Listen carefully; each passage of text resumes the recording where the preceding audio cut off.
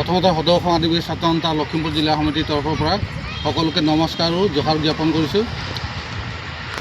অসমত বসবাস কৰা আদিবাসীসকলৰ অনুসূচিত জনজাতিকৰণ, অসমত বসবাস কৰা চাহ শ্ৰমিকৰ দৈনিক মজুৰি বৃদ্ধি কৰা, লগতে ভূমিৰ পট্টা প্ৰদান কৰা আদি বিভিন্ন দাবীত আমি দীৰ্ঘদিন ধৰি আন্দোলন কৰি আছোঁ যদিও আজি আমি কোনো এটা ক্ষেত্ৰতে আমি ইয়াত লাভৱান হ'ব পৰা নাই। যিহেতু বিগত চৰকাৰে আমাক যি ধৰণে আমাৰ সমস্যাবিলাক সমাধান কৰিম বুলি আমাক তেওঁলোকে প্ৰতিশ্ৰুতি প্ৰদান কৰিছিলে, কিন্তু আজিও আমাৰ প্ৰতিশ্ৰুতিভাগেই থাকি গ'ল।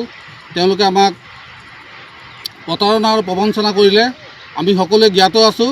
গতিকে আদিবাসীসকলৰ ৰাজনৈতিক অধিকাৰ, সামাজিক অধিকাৰ, অৰ্থনৈতিক অধিকাৰ আৰু শৈক্ষিক ভৱিষ্যতৰ ওপৰত লক্ষ্য ৰাখি অহা 1 মাৰ্চ 2026 তাৰিখত সদৌ অসম আদিবাসী ছাত্ৰ সন্থা লখিমপুৰ জিলা সমিতিৰ উদ্যোগত লখিমপুৰ জিলা সমিতিৰ অন্তৰ্গত থকা সকলোবিলাক আঞ্চলিক সমিতিসমূহৰ লগতে আদিবাসী ৰাইজৰ সহযোগত বিশাল গণসমাৱেশ দলত চাহ বাগিচা খেলপথাৰত অনুষ্ঠিত কৰাৰ সিদ্ধান্ত গ্ৰহণ কৰা হৈছে। গতিকেলৈ সকলো ৰাইজকে আমি দলে বলে যোগদান কৰিবলৈ, দলে বলে অংশগ্ৰহণ কৰিবৰ কাৰণে আমি বিনম্ৰভাৱে অনুৰোধ জনাইছোঁ।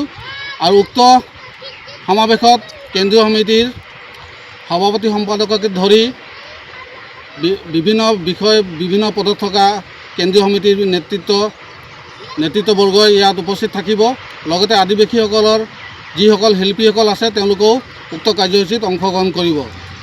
গতিকে সকলোকে আমি পুনৰবাৰ উক্ত কাৰ্যসূচীত অংশগ্ৰহণ কৰিবৰ কাৰণে পুনৰবাৰ অনুৰোধ জনালোঁ। ধন্যবাদ। জোহাৰ। জয় আদিবাসী।